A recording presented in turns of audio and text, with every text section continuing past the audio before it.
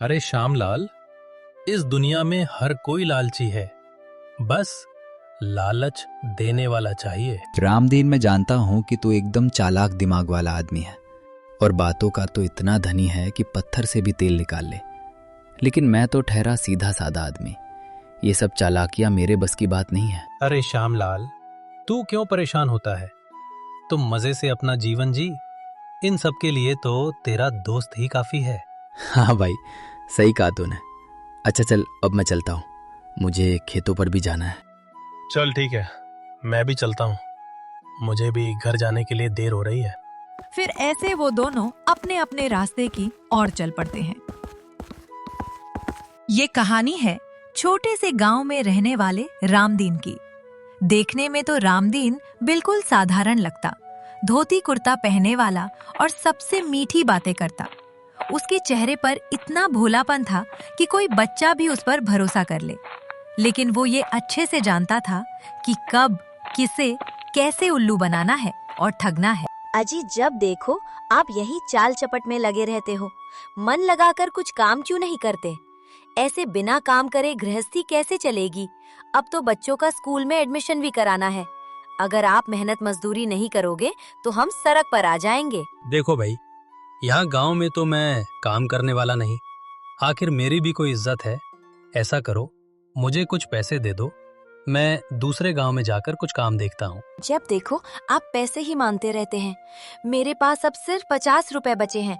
अगर उनसे आपका काम चलता है तो ले जाओ। इसके अलावा और कुछ नहीं है मेरे पास आपको देने के लिए। अरे हाँ, इतना क्यों बिफर रही हो? लाओ, वही 50 रुपए दे दो, मैं उनसे ही कुछ जुगाड़ करके देखता हूँ।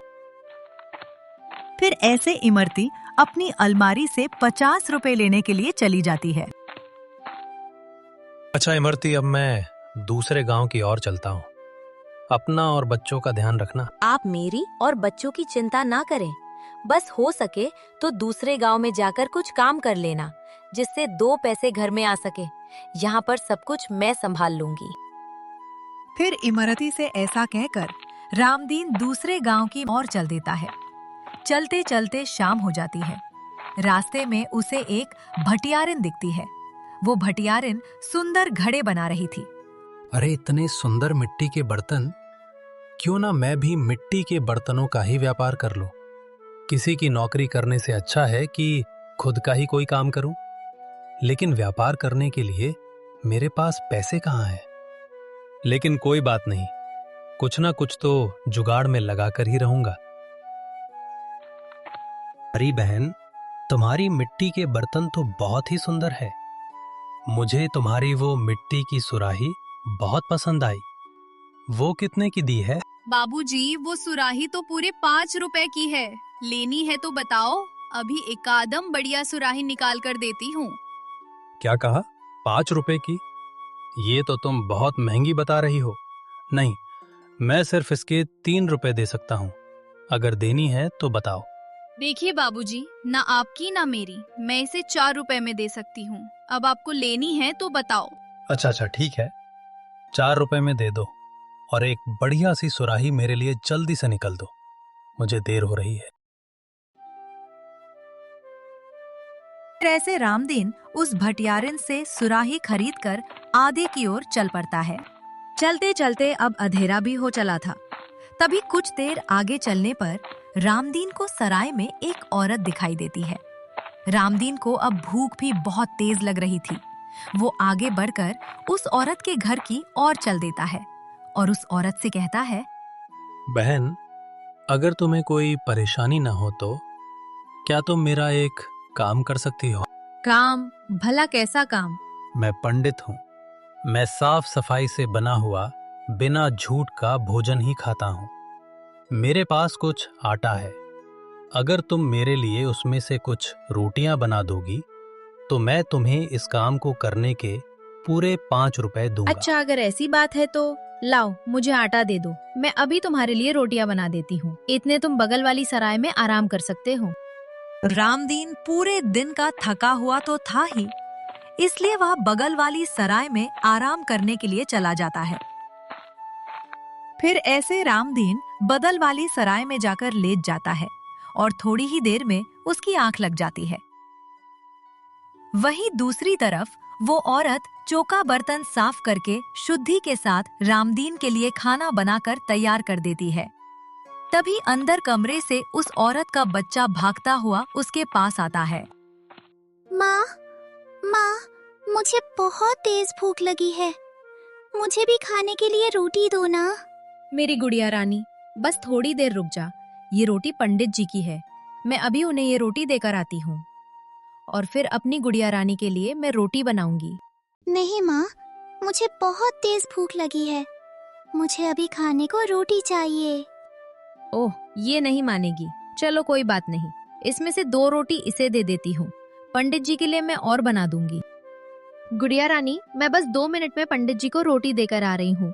तुम यहीं बैठकर आराम से रोटी खाना, कोई शैतानी मत नहीं करना। फिर ऐसे वो औरत रामदीन की सराय में रोटियां लेकर पहुंच जाती है। लीजिए पंडित जी आपकी रोटियां। मैं झूठी रोटियां नहीं खाऊंगा। ये क्या कह रहे हैं आप? रोटी तो झूठी नहीं है, मैंने अच्छी तरह से चौका बर्तन करके बनाई है। तो क्या मेरी सुराही झूठ बोल रही है? मेरी सुराही ने मुझे अभी अभी बताया है कि तुमने इसमें से 2 रोटी निकालकर अपने बच्चे को दी है। क्या सच में? क्या सच में इस सुराही में ऐसे गुण है? मुझे तो विश्वास ही नहीं हो रहा है। हाँ, ये सच है कि इसमें से 2 रोटी मैंने अपनी बेटी को दी थी, लेकिन ये बात आपको सुराही ने कैसे बता दी? मेरे तो कुछ भी समझ नहीं आ रहा। क्यों? क्या समझ में नहीं आ रहा है इसमें? ये कोई साधारण सुराही है क्या? मैंने इसे पूर्व बंगाल से खरीदा है, पूरे 500 रुपए में। ये तो किसी के मन में क्या चल रहा है ये भी जानती है। ये मुझे सारी बातें बताती है, और ये जो बताती है वो कभी गलत नहीं होता। सच पंडित जी, क्या आप मुझे ये सुराही दे सकते हैं? आप अपने लिए दूसरी ले लेना। नहीं नहीं, क्या बेवकूफों जैसी बातें कर रही हो? मैंने इसे बड़ी मुश्किल से पूरे 500 रुपए में खरीदा है। मैं इसे किसी को नहीं दे सकता। पंडित जी, आप 500 की बजाय 800 रुपए ले लो, लेकिन बस मुझे ये सुराही दे दो। फिर ऐसे मोल भाव करते करते वो पंडित उसे वो सुराही 1000 रुपए में बेच देता है। वो सुराही पाकर वो औरत बहुत खुश हो जाती है। पैसे लेने के बाद रामदीन उस औरत से कहता है, देखो, इस बात का ध्यान रखना कि ये सुराही दिन में एक ही बार बात करती है। एक बार बात करने के बाद ये सीधे अगले दिन ही बात करेगी। ठीक है पंडित जी, मैं ध्यान रखूंगी। मुझे ये सुराही देने के लिए आपका बहुत बहुत धन्यवाद। फिर ऐसे रामदीन उस औरत को वो सुराही बेचकर जल्दी से वहां से निकल लेता है। रामदीन बहुत खुश था, क्योंकि उसने अपनी चालाकी से उस औरत को बेवकूफ बना दिया था। फिर ऐसे वो जंगल से गुजर ही रहा था, तभी अचानक से एक भालू उसके पीछे पड़ जाता है। अरे ये क्या मुसीबत है? ये तो हाथ धोकर पीछे ही पड़ गया। हे भगवान, मुझे बचाओ, नहीं तो आज ये मुझे कच्चा ही चबा जाएगा। रामदीन भालू की पकड़ में आने ही वाला था कि तभी वह एक पेड़ पर चढ़ जाता है। पेड़ पर चढ़ते हुए उसकी जेब से 1000 रुपए निकलकर नीचे जमीन पर गिर जाते हैं। मेरे पैसे अब इन्हें कैसे उठाऊं? तभी रामदीन को पेड़ पर एक रस्सी दिखाई देती है। वो रस्सी का फंदा बनाकर भालू के गले में डालकर उसे बांध लेता है। तभी उस रास्ते से एक धनी व्यापारी अपने घोड़े पर सवार होकर गुजर रहा था। रामदीन को इस तरह से पेड़ पर चढ़े देख वो रुक जाता है और रामदीन से पूछता है, क्या हुआ भाई, तुम ऐसे पेड़ पर क्यों चढ़े हो और ये भालू को ऐसे क्यों बांध रखा है? कुछ नहीं भाई, रोज ये भालू मुझे 2000 रुपए देता है, लेकिन आज ये 1000 रुपए देकर ही चुप लगा रहा है, तो इसलिए इसे बांध कर सजा दे रहा हूं। अगर ढील छोड़ दूंगा तो इसकी आदत खराब हो जाएगी। क्या सच में? ये पैसे तुम्हें भालू ने ही दिए हैं? अरे भाई, भालू ने नहीं दिए तो क्या पेड़ से टपके हैं? अब ये सब तो आपके सामने ही है, इसमें झूठ कैसा? भालू भला रुपया कैसे दे सकता है? भाई साहब, ये भालू मुझे एक असम के जंगल के सिद्धि प्राप्त साधु ने दिया है। मंत्र सिद्धि के बल पर अपने मालिक को ये रोज 2000 रुपए देता है। यह सुनकर व्यापारी के मन में लालच आ जाता है और वह रामदीन के जाल में फंस जाता है और रामदीन से कहता है, भाई, ये भालू तुम मुझे बेच दो। मेरे घोड़े पर सामान की गठरी में पूरे 100,000 रुपए है। उन्हें तुम रख लो।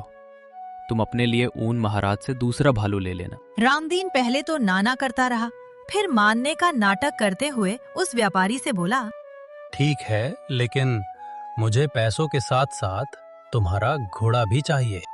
हाँ हाँ ठीक है, मुझे मंजूर है। ठीक है, तो ऐसा करो, अब तुम पेड़ के ऊपर चढ़ जाओ और जैसे मैंने इस भालू को पकड़ रखा है वैसे ही इसे पकड़ कर रखो। रामदीन की बात सुनकर वो व्यापारी जल्दी से पेड़ पर चढ़ जाता है और उस भालू को रस्सी से पकड़ लेता है। अच्छा ठीक है, मैं चलता हूँ। अब से ये भालू तुम्हारा हुआ। जब तक ये पुर्रे 2,000 रुपए ना दे, इसे छोड़ना मत।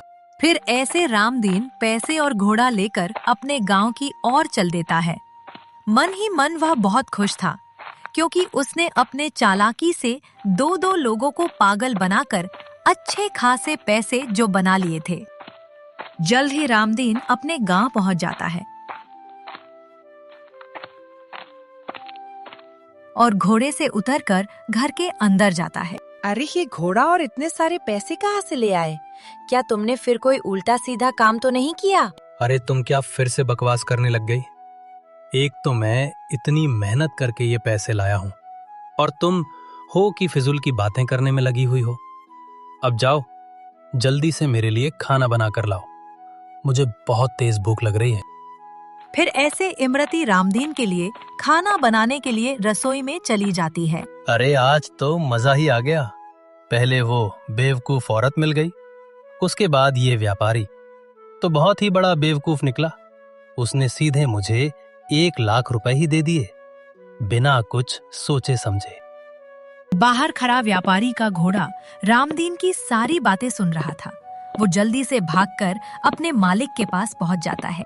रामदीन खाना खा ही रहा होता है कि तभी उसे बाहर से आवाज आती है। रामदीन, अरे ओ रामदीन, जल्दी से बाहर निकल, नहीं तो आज तेरी खैर नहीं। इंस्पेक्टर साहब, यही वो चोर है जिसने मुझे बेवकूफ बनाकर मुझसे 100,000 रुपए ठगे और मेरा घोड़ा भी ले लिया। वो तो भला हो मेरे वफादार घोड़े का, जिसने मुझे इसके घर का पता बता दिया, नहीं तो ये मेरी पकड़ में ही नहीं आता। नहीं नहीं, मुझे माफ कर दो, मैं कान पकड़ता हूँ।